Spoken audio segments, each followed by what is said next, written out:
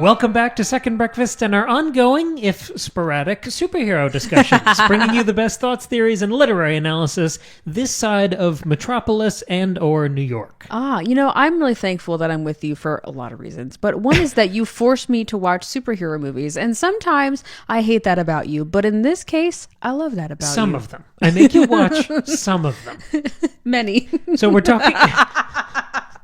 Historically, not that many. It feels like a lot to me. two in quick succession. So today we're talking about two films. If you're new to the show or relatively new to the show, we've had a lot of new people coming in lately.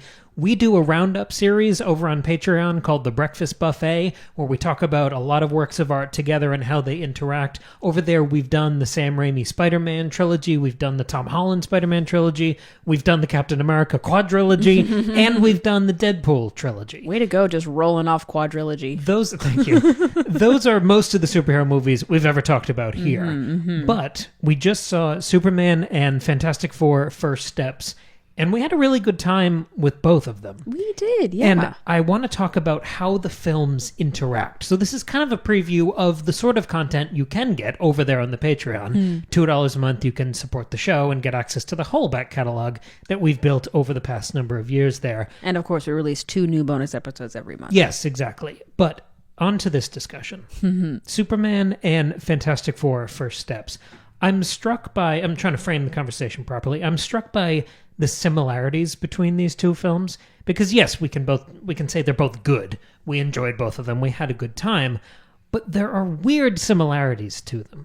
Yeah, very much so. And I want to just popcorn these out and we can spend as much time on each one as you'd like. Okay. And I know a lot of these are big perks for you, so feel free to bag on whatever you like. Okay, sounds great. The first and most important one for you, Maggie, going to a superhero movie. Both of these films are short. Thank the good Lord for that. There's been a long trend of like extra long movies over the past, 5 or 10 years. It's not uncommon to encounter a 2.5 hour, 3 hour movie.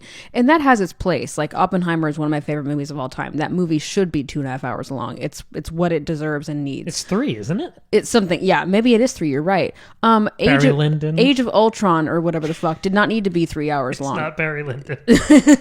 What? I was going to say Barry Lyndon is another great long movie.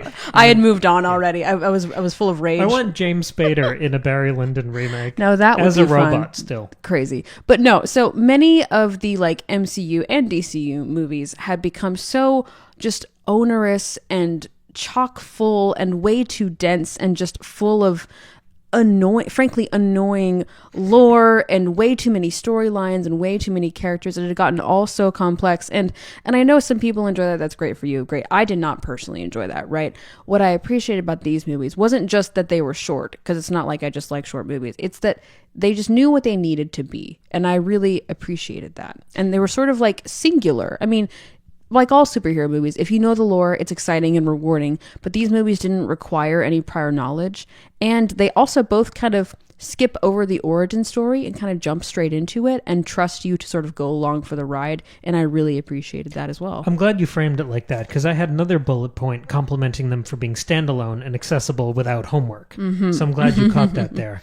But I had this feeling coming out of particularly Fantastic Four, because that one's actually under 2 hours. Great. Superman is like 2:15, but it moves at a good clip. It doesn't feel long at all. But Fantastic Four is actually under 2 hours. And that in itself, it feels like an achievement yes. in today's landscape.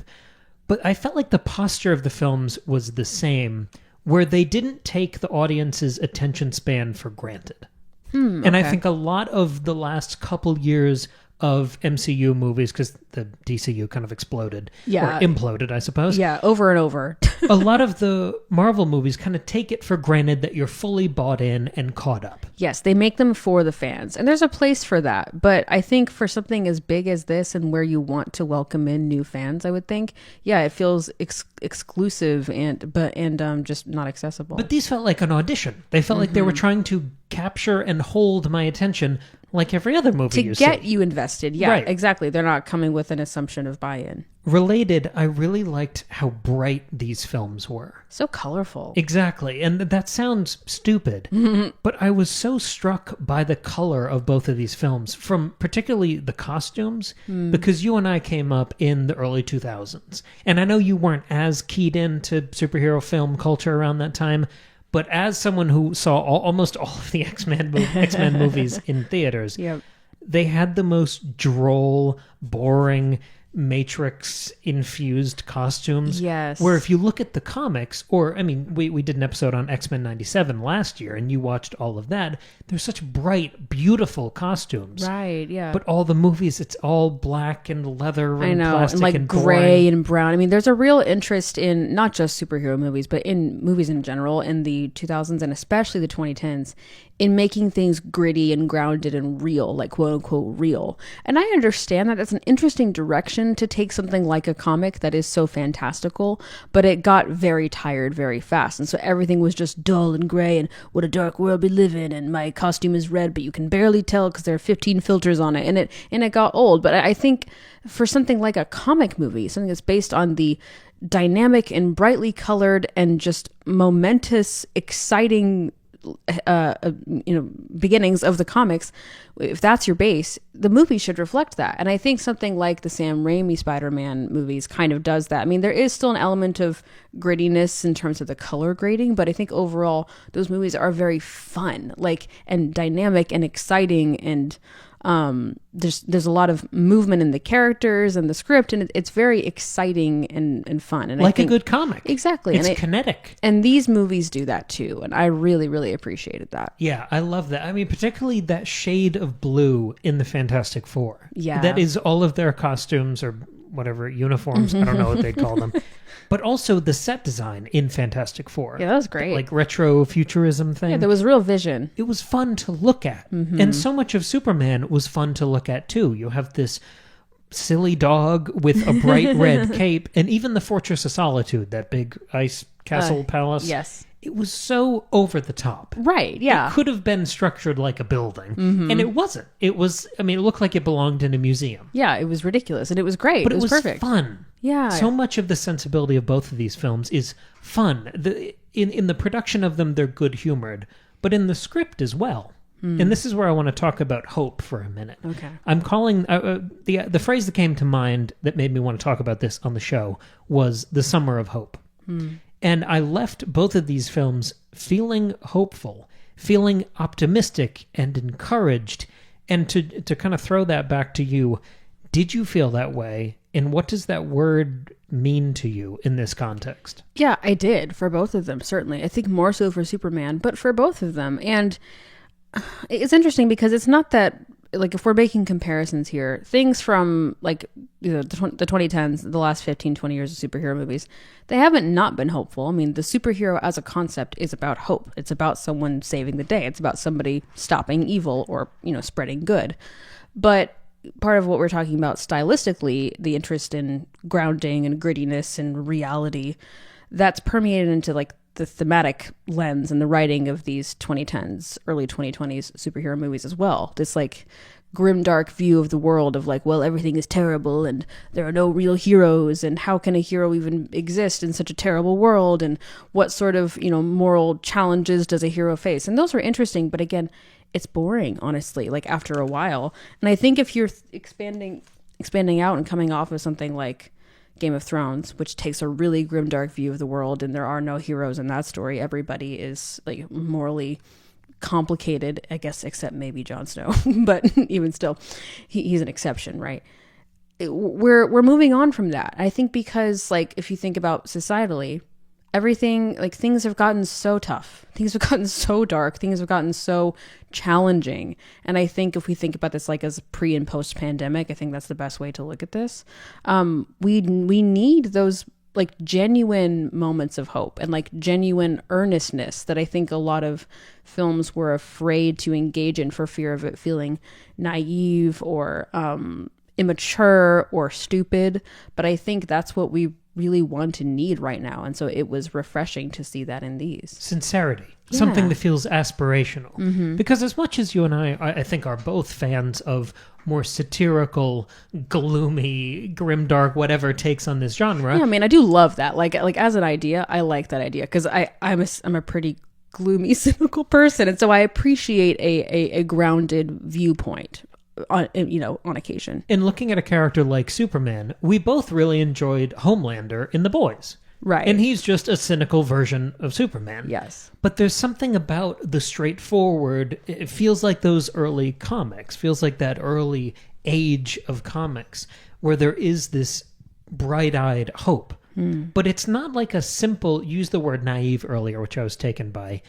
It's not a naive optimism. The thing I really liked, we saw Superman first because it came out first. The thing I really loved about that film was that it was an informed optimism. Yeah. It wasn't hopeful because it shied away from all the bad stuff about the world and ignored that and just painted this rosy picture. A lot of the film is about the bad stuff. And it's about heroes, because it's not just Superman. There's plenty of other heroism scattered amongst the rest of the cast. It's about them persevering through bad stuff. Yes. And continuing to aspire to higher ideals. It was this informed optimism. In the same way, the big speech that Superman gives to Lex Luthor at the end, it ends with this tinge of redemption. That's his hope for the villain. It's not just him throwing him into a building and killing him. It's hoping for his redemption. I loved that scene. I thought it was so wonderful. And we see Superman kind of, I guess I don't want to spoil too much, but he's sort of reckoning with, like you said, he's making choices about the choice to be good. He's reckoning with sort of where he comes from and what his intention is, what his parents meant for him to do when he came to Earth. And he has a bit of a crisis about it. And I think part of his journey is choosing to be good, even if that's not what someone else intended for you, or if that's not what your capabilities, could lead to, right? Like there are a lot of directions that a superhero, a superpowered man could go, and he chooses to go the route of good and hope. And that's such a nice thing to see. I like the scale of these films because it's not just about one individual action or scenario. There's the idea that even people who screw up, plenty of his allies, I think all of his allies through the course of the film, have screwed up in some way. It's that they can still serve this greater cause. It's that you can redeem yourself. You can repay your debt to society, like that kind of attitude. It's about higher principles. It's about sacrifice. It's about humility. I was trying to think of what this word hope meant to me in this context, and it's big things. It's heroic sacrifice. It's trying to save others and risk your life.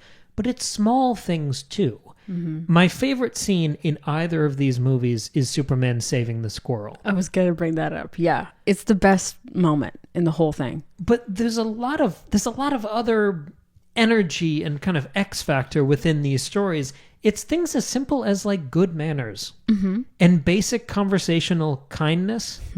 I think that goes a long way. That sort of humility and sacrifice on a very, very small scale, I think that in itself is admirable and aspirational and encouraging on a societal level. Well, yeah, and I think like if you look at humanity, like just at people, the way that people interact in small interactions, in small actions, that is, I think, the most telling about who they are. And so I think the saving the squirrel moment, I was trying to figure out why I liked it so much. Part of it was like, I love animals. It's cute and funny to see him save a squirrel. But more than anything, it's an indicator of who he is. He's not just trying to save the people or save the child, which is obviously very admirable and you want to do that. But he's there for everybody and everything. And he cares just as much about, the entire city of Metropolis as he does about a single squirrel. And I thought that was so great. Yeah, it's an attention to detail on the part of his kindness in the same way we're embracing flawed people. You're talking about this era of cynicism that we all just muscled through, especially through the pandemic. And so much of that culturally was about if someone has done something wrong, they're completely cast off. Yeah, there's no possibility of redemption. Person. Yes, they're voted off the island. They should be flogged in the street, with the lady saying the shame bell behind you. And we're done with them. And that's not the attitude here. No. I loved how fresh this felt, not just against the gloominess and the grimdark. I mean, the descendants of the Christopher Nolan movies. But there was a hopelessness in a lot of those earlier superhero films. And there's a power fantasy in the superhero genre. But I feel like it shouldn't be endlessly self-involved and self-interested. It shouldn't be, like, I remember when I was a kid, there was a movie, it might have been a Disney Channel thing, but Richie Rich. Yeah. Remember that? Yeah. And the fantasy of that movie is just, what if you had a lot of money? Right. And I think sometimes superhero movies can devolve into just being Richie Rich. I see. Yeah. Where it's, what if I had cool powers? What if I was special and rich and everyone loved me? Yeah. And that, on a societal level, should not be the thing we aspire to. Right. And neither of these films are about that. It's about basic kindness. I mean, the thing I've loved hearing people talk about these movies. And the line I always hear people highlight from Superman is the reason he goes to save Krypto. Where he says he's not even a good dog, but he's alone and he's probably scared. Yeah. For a dog he barely knows and doesn't even like. Right. And that reaches people. I found that so encouraging and heartwarming. Honestly, I was on the edge of tears for most of this movie. Yeah, right. And it wasn't because I don't give a fuck about Superman. I've read comics enough to have encountered him in my Batman-related travels. Sure. But it's not like I was welling up with tears because they so honored the... Like, I can't speak to It's not that. about that, right. This is about the societal thing. Yeah. And I was so touched by so much of that film. Yeah, I know what you mean. I'm thinking about like the scene where he's in the like multi-dimensional prison and he has that great connection with that guy who can transform. Metamorpho. Thank you. Was never going to know that. And yeah, the way he goes to save the dog, and even like the sacrifice that Lois Lane goes through. She is like risking all sorts of things. She's just a human and she's trying to save her superhero boyfriend. Like, that's crazy, right? But she is working alongside, and even with these other heroes that they work with, like Terrific. Mr. Terrific. Thank you. Who's Mr. Fantastic? Is that somebody? From Fantastic Four. No, fucking Christ. That is somebody. He's Pedro Pascal, actually. I'm never going to know these names. Mr. Terrific, who was like on the surface kind of a dick. Like, he was so cool. He was amazing. But like Green Lantern was a dick. Yes, right. But he appears as this cynical, gritty, like, what's the point hero. But he ends up like sort of becoming this really amazing hero and working alongside Lois while having like a stone face the whole time, you know. But we see that kind of thing over and over. It's like sort of this, it can be good. It can be hopeful. People can choose to be good. We don't have to just like be gritting our teeth and white knuckling through the horrors. We can actually like create good. I really loved the scenes with Ma and Pa Kent. Oh, those Superman's sweet. adopted parents. Yeah. Not just because the pathos I thought was beautiful, Sure. and the actors did such a lovely job, but I think it really emphasizes that contrast in what we aspire to. Because they live on a farm and they're happy and they love their son and they lead this like simple life that is beautiful. And you compare that to the villain of the movie, who's the miserable, self-obsessed billionaire. And again, every time I open social media, I see people doing their damnedest to live like Lex Luthor. I see. Yeah. And I loved that we got a counterpoint. In a way that didn't feel like a lecture, this film felt like a counter-argument to so much of the stuff that drives me nuts. Absolutely. While being so good-humored. Again, it didn't feel like a manifesto. No, not at all. And it was just like also incredibly entertaining. Yes. Like, it was so much fun. Yeah, let's chase that down a little bit, because one of the things I admired about these films from more of a production level was just how well cast they were. Yeah. I mean, Cousin from the Bear being in Fantastic Four, that was great. So good. I love him. Yeah. Joseph Quinn as Johnny Storm He was great. fun, We yeah. loved him in the Quiet Place prequel. Yeah, he was great last there. year. Fantastic work. I thought Vanessa Kirby was great. I know, I was a little nervous Sue. because the last few things I've seen her in, I haven't really loved, and I thought she was really great here. And Pedro Pascal, I think I was so taken with his performance here. It felt so inspired and intentional compared to some of the other work I've seen him do in the past few years. Yeah. I think this was my favorite of his characters since Oberyn Martell in Game of Thrones. Oh wow, yeah. I mean, it was up there for sure. Yeah. And in the Superman side of things, I thought David Corenswet was great. He was really, really good. And I want to spend a minute on Nicholas Hoult. Oh, yeah. Because I love that the villains of these films are pulled from genre work. That they're veterans of genre work. Nicholas Hoult most recently being in Nosferatu, doing Renfield, being in Mad Max Fury Road, and of course, our favorite, Ralph Ineson, coming from The Witch and all of the Robert Eggers movies and The Green Knight. I love that both of these films had a really well-cast selection of heroes, and then the villains they pulled from the best of our darkest genre favorites. I see. Yeah, interesting. It's an interesting similarity. It's kind of like when the villains in Disney cartoons when we were young were like all the best comedians. Yeah, they're always Gilbert the best Gottfried, performers, like so funny. Robin Williams, instead of just like celebrities being thrown into voice actor. Like we took those roles seriously. Yeah. I felt like there was a similar intentionality in how we cast these villains. Yeah. Something else that differentiates these from some of the other superhero films we've talked about on the show is the ensemble focus of both of these stories. Fantastic Four, obviously you have the family, and then you have kind of the people on the outskirts, like the robot, Herbie. Great job. Yes, he was cute. Wonderful robot. Big fan. But even Superman, despite it being named after a singular character, that was very much an ensemble story. It's true. It was him, it was Lois, and it was the Green Lantern and Mr. Terrific. The Justice Gang. Yes, thank you. What's the girl's, what's her title? Hawk Girl? Thank you. That's hard to say. It is. Hawk You got to be Girl. real intentional. Not Hawk to a girl. Hawk Girl. Wow, that's tough. Okay. But yeah, all of them. As well as the guy who works at the paper, right? Who was that? That was the kid from Jimmy Olsen? Yeah, that kid who's in stuff. He was in there trying to get the stuff from the girlfriend of Lex Luthor. Yeah, so it was a full ensemble. That's true. Because in terms, if you're talking about the source material, you and I have gone on this comics journey the last number of years, kind of over the course of this show. I don't love ensemble comics. I'm not really interested in reading a Justice League comic or an Avengers comic. I really prefer solo characters and storylines. I'm the same. And when I think about like Avengers movies, I don't like the ensemble nature of that. I'm like, there's too many. Let's just like pick one. Like I like the solo movies better. I'm still not really a huge fan of most of them, but the ensemble loses me. But it's interesting because it's not like I'm anti-ensemble, because obviously I liked it in these movies and I like it in things like Game of Thrones or like any Mike Flanagan project. Like I don't dislike an ensemble. West Wing, Downton Abbey, Sopranos, The Bear. I mean, almost everything is on ensemble. Right. But yeah, I really prefer the singular focus, so I'm doubly impressed that both of these films made the ensemble work. I guess maybe it's because if it's about heroes, then it makes sense to keep it more singular, but somehow here it worked. I think maybe it's because not every person in said ensemble was a hero, because even in Fantastic Four, like you've got your core four, but like you said, there are others, I don't know, in their circles that aren't heroes. I'm not sure what it was. I think the thing that sold it for me was the nature of the relationships between the people. I love that both of these films were about family.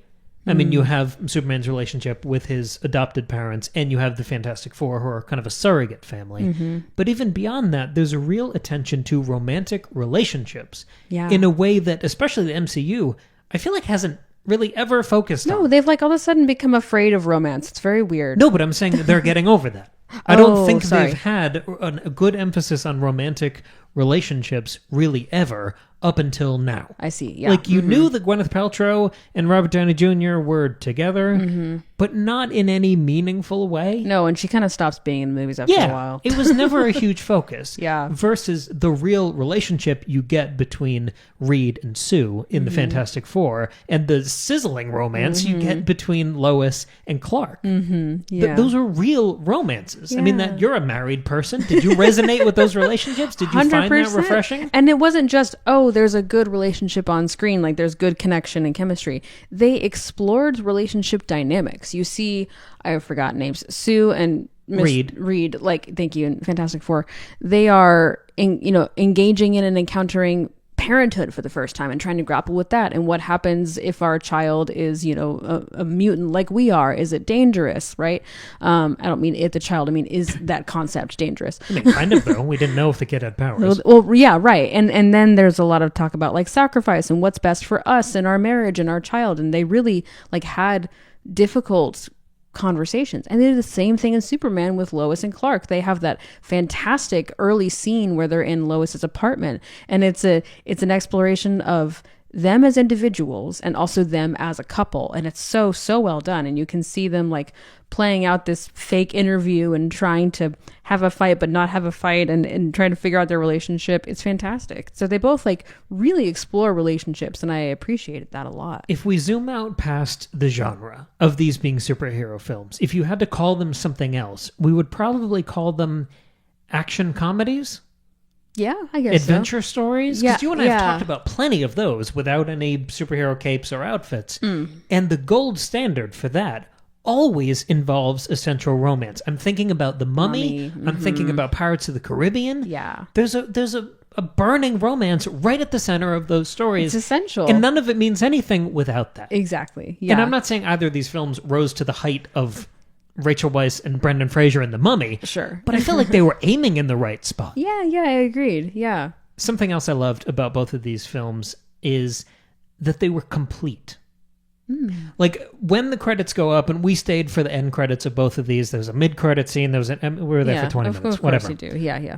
I feel like both stories left the door open, obviously for sequels. Obviously, both of these are hoping to be franchises. But it felt like they left the door open specifically for similar feeling sequels. Where Fantastic Four, we know right now they're filming scenes for the next Avengers movie. But I loved that this taking place in an alternate timeline, a different Earth, or like parallel Earths, whatever. Yeah. Our Earth is 616, and this was 828, which is a reference to Jack Kirby's birthday. Or anyway, Cool. I love that we didn't destroy their universe. Yes. Because as much as I enjoy these characters and this cast, I want to see them in that cool retro-futuristic style. Yeah, I don't want to never go back. I don't want them to just be somehow transported into 2020s America and then we're stuck there. Yeah. And I want another superhero story in this metropolis, not immediately jumping to Justice League. Yeah. There same. wasn't that franchise presumption. Again, it felt like they were auditioning for your affection. Yes. And we could continue to explore just these stories on their own. But interestingly, it's like there's room for sequels with these, but also each movie did feel complete in its own way. Yes. It didn't feel Drink More Ovaltine. It didn't feel like one half of a story. It didn't feel like, well, this movie will only make sense if you watch the next 4 movies and TV shows. Like, they were complete and enjoyable on their own while still leaving room for further exploration. And satisfying. It felt like there are so many movies, because you and I watch so much horror, and horror is so franchise ready. There are so many great indie horrors we see that end with, hey, here's kind of a twist that could set up a sequel. If you like us, we'll be back. And then nothing ever happens. Yeah, and so then the movie just feels kind of like, oh, you know. But if there's a way to do it, there's a way to resolve the story and then have a little bit of a hook at the end. And I feel like that's what these did. Yes. It was really encouraging. One bad similarity, just to balance the scales a little bit. Sure. Both films, the finale is, what did I write in the notes? A big boom boom punch out finale in a magically evacuated city. Yeah, you know, Some things we just can't seem to outrun in this genre. That is an interesting phenomenon. Yet somehow they are able to evacuate Metropolis in like 5 minutes. Some of the least objectionable versions of this. Maybe I'm just inoculated, but I wasn't nearly as annoyed by this as I usually am. Sure. Yeah, because everything else was great. Like, you know what I'm saying? So it was fine. It was fine. To do a bit of our editorializing, is there anything that you would cut or add from either film here? I can go first if you need a second. Yeah, why don't you go first? Starting with Fantastic Four, I really liked Mole Man. Oh, sure. Not just because I've read a lot of the early Fantastic Four comics and I enjoy that character, and I really thought they captured the feeling of those comics. I wanted more of that character because it felt like they cut out more of the character. He came back at such a pivotal moment, but we hadn't built up a relationship with him enough to warrant that. I just felt like we lost a little too much of him. But I also wanted more of the side quest following the Thing. And him trying to find that relationship with Natasha Lyonne from Orange is the New Black. Yes. Because they were kind of doing a side quest with Johnny, who was kind of crushing on the Silver Surfer.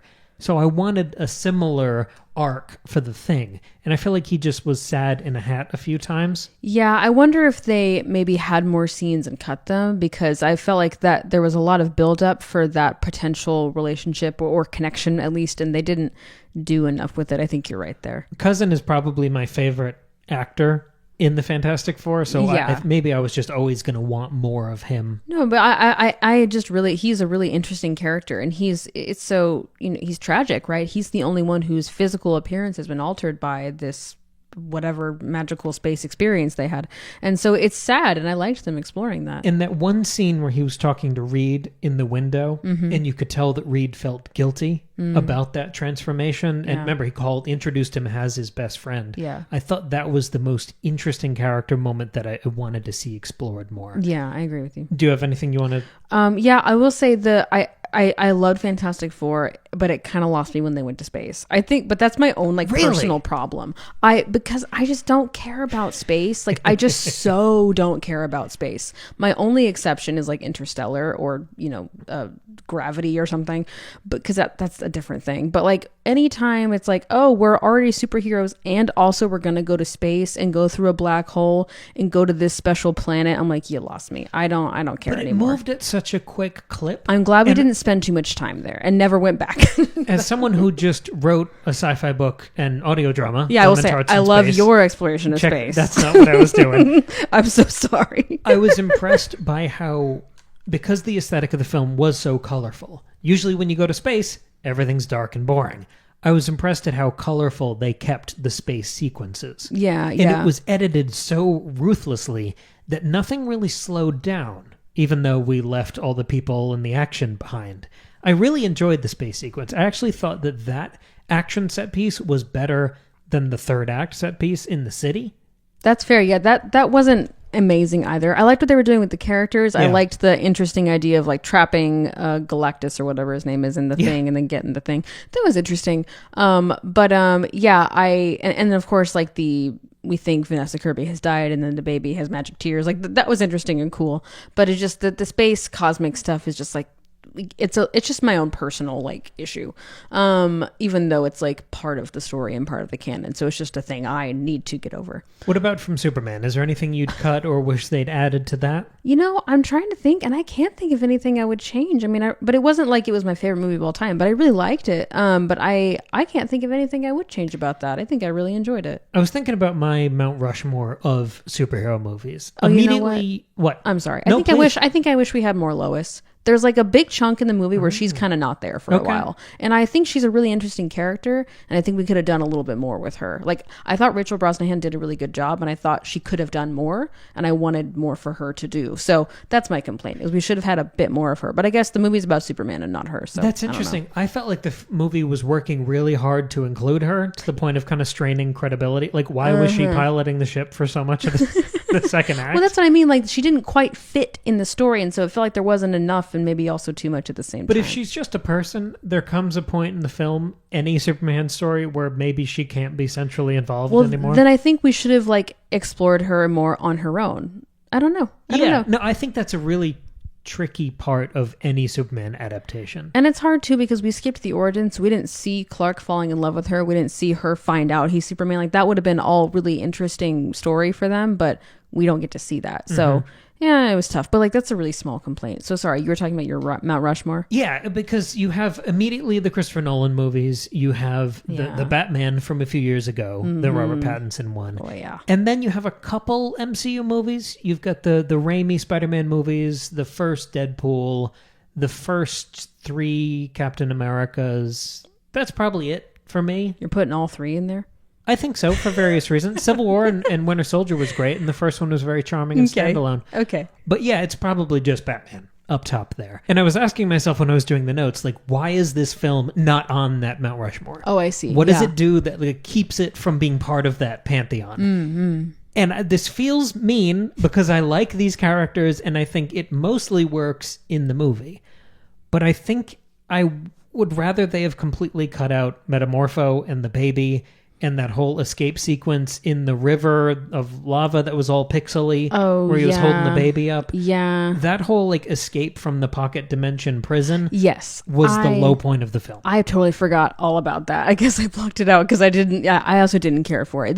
Because they had this whole thing where they've cloned Superman, right? Ultraman, yeah. Thank you. And they did hardly nothing with that. And that was disappointing. Yeah, so there's stuff at the end that felt a little bit forced or rushed or not explored deeply enough. That's so true. Yeah. To zoom out a little bit again, this is a question because you and I are coming to this conversation with very different POVs. Yeah. I'm the comic fan and the lifelong fan of some of these characters, and you are the skeptic. And lately you and I have been asking each other when we go to a film, what do you want from this movie?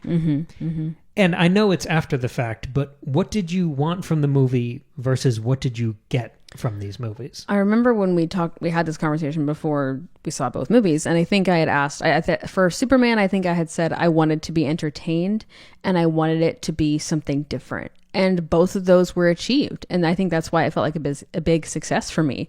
It was very fun to watch. I had a really good time. And I appreciated that it was trying something new. Not just with all the stuff we've talked about, the hopeful attitude and the different kind of outlook, but also the editing style was interesting in Superman. And the color scheme was interesting. Like, I liked that it was trying new things, and that was really fun. And similarly with Fantastic Four, that also had a really fantastic montagey editing style, editing style. And but going into Fantastic Four, I was a lot more skeptical. When you asked me like the day before we saw it, I was like, I'm not excited at all, because I thought honestly the trailer not good.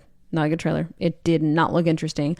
I've never really been interested in the Fantastic Four as heroes. The family idea was annoying, and I went in thinking I don't know, just like, oh, I get it, family. I don't know. It felt very like 1950s, like family values, and that kind of made me feel icky. I didn't like you it so liked much. Fast and the Furious 10. Family. And those movies are all about family. Different reasons. And I was also really skeptical of the pregnancy thing, because my thought was, if Vanessa Kirby, a superhero, is pregnant for this whole movie, she is either engaging in the action and is therefore irresponsible for the life of her future child, and or she's not engaging and therefore you gotta stop, or she's sitting on the sidelines doing nothing, which also sucks. So like I was not excited by that, but I thought they handled it pretty well, mostly because she gives birth pretty like a halfway through the movie, and so she gets to still be a superhero without endangering her child, and then she reckons with what is dangerous to my child and how do I be a good mother and good hero at the same time. So it engaged in those topics really well. So I was pleasantly surprised by Fantastic Four. What I wanted was to not hate it, and I certainly did not hate it. I really liked it. So you seem like you had higher expectations for Superman. Yeah, a lot higher. Yeah. And it seems like you enjoyed Superman on the whole. You had a better experience with that than you did with Fantastic Four. Yeah, but I still like my experience with Fantastic Four. Yeah. What about you? For me, I think I wanted Superman to feel encouraging in the same way I waxed poetic about earlier. I wanted it to feel rallying and soaring. And because he's usually the most powerful character in the room, the conflict has to be of more of an ethical nature. Yes, you have to do. And I was interested because Fantastic Four, they have a bunch of weird powers, and it's about how they can work together, and Reed is smart. Mm-hmm. But I loved that Fantastic Four, similarly, I mean, basically half the drama was the trolley problem. Yeah, Do we kill one person to save a lot of people? It wasn't, am I super enough? It was, how can I be a hero for everybody? And I come from the world of philosophy, so I loved that ethical issues were at the core of the drama of both of these stories. Me too. But from Fantastic Four, I'm also coming from the perspective of someone who loves the original Stan Lee, Jack Kirby comics. Yes. And specifically with Jack Kirby and the visual language he developed for these stories, Fantastic Four feels very cosmic to me. The villains are mostly cosmic. You have Galactus, you have Doctor Doom, you have the Silver Surfer. Those all feel science fiction-y. They feel colorful and loud and out there. And I wanted the strong chemistry that I love so much from those comics. And I really think you would find endearing too, with that great cosmic flair of a Jack Kirby comic. And I feel like I got those things. I can't believe that my expectations were satisfied and I was surprised by both of these movies. It is really exciting. It is lovely for this to have happened. Yeah. Another kind of angle I wanted to take in this discussion to kind of close out here. What Marvel or DC, what prior superhero films would you compare either of these movies to? Ooh, I don't know. I mean, honestly, I see some similarities in the... Just because we've done a lot of these discussions now, we're developing a little pantheon of our own. I mean, the closest comparison, I think, is the Tom Holland Spider-Man. Oh, for which one? They blur together in my head. I guess one or two. No, I meant Fantastic Four or Superman. Oh, both of them. Sorry, I'm lumping them together. Okay. Because even though that is like proper MCU, Iron Man's in it, you know, like that take on Peter Parker, I think, is so delightful. I really do enjoy those movies. I think we did a whole episode about them. Yeah, we did. Those are your favorite, you've said, yeah. Yeah, of the like MCU, like, you know, TM, like of that. No, and I'm not counting Sam Raimi, right?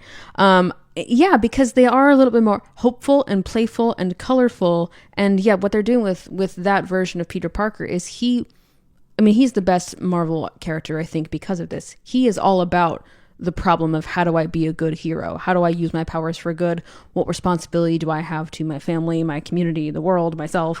Like, that's all really interesting.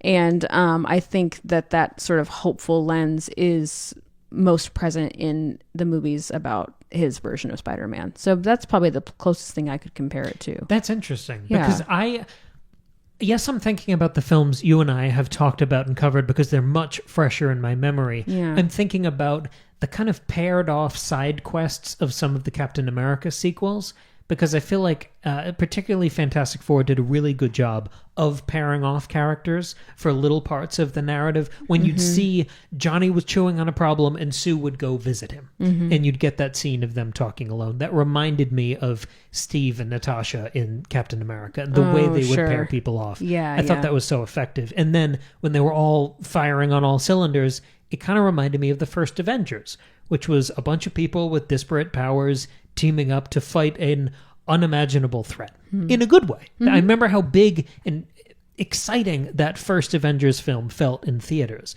Fantastic Four kind of tickled that for me. I see. And for Superman, it really, the more I think about it, the more it reminds me of the Batman from a couple of years ago. Really? It feels like an inverse and kind of complementary story, in that these are both new takes on, I love Wonder Woman, but she's nowhere near as popular or important as Superman and Batman. Sure. Nowhere near. Yeah, these are the two. So these are the two premier DC characters. They're both getting a new take with young guys. The films are standalone, and we're skipping over the origin story.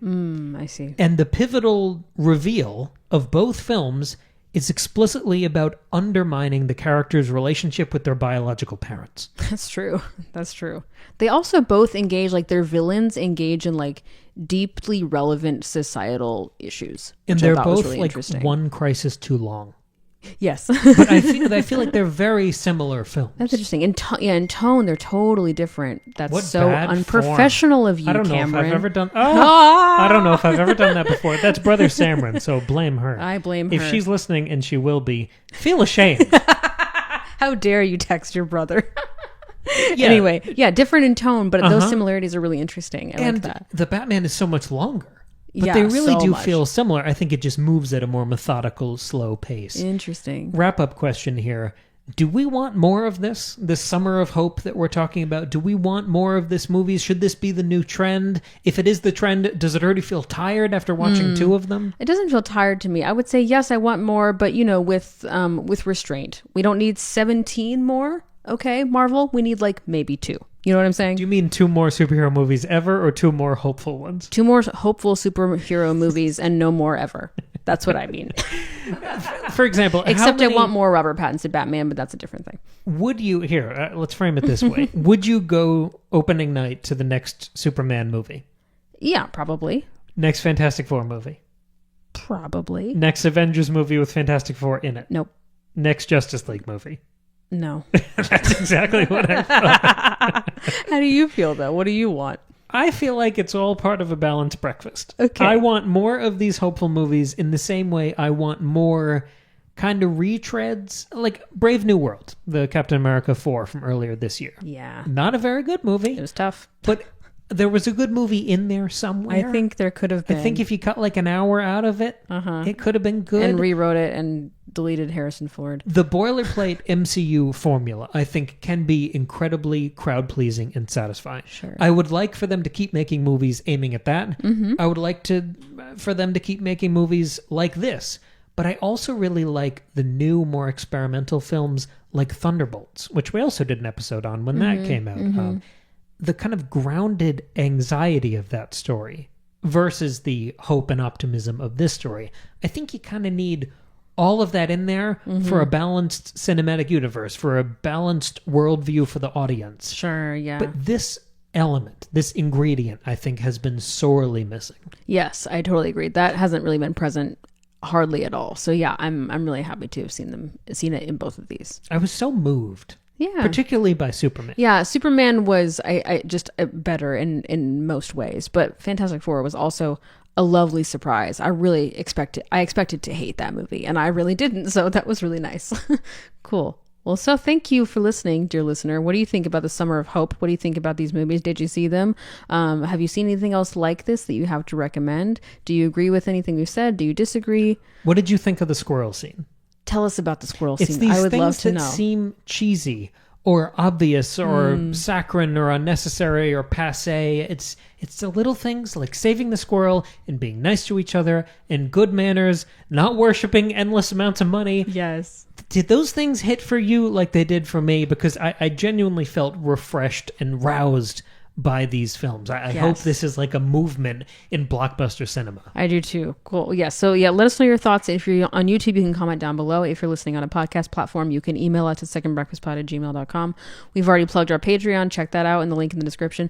And of course, we've already plugged Cam's latest book, Lemon Tarts in Space. The one time I do truly care about going into space. And it's not just because Cam wrote it. It's because it's very good. It's a light sci-fi dark comedy. You can read it as a regular book, or you can listen to the fully produced audio drama, which is a real treat. Thank you so very much for listening. We'll catch you here in just a few days with another brand new episode.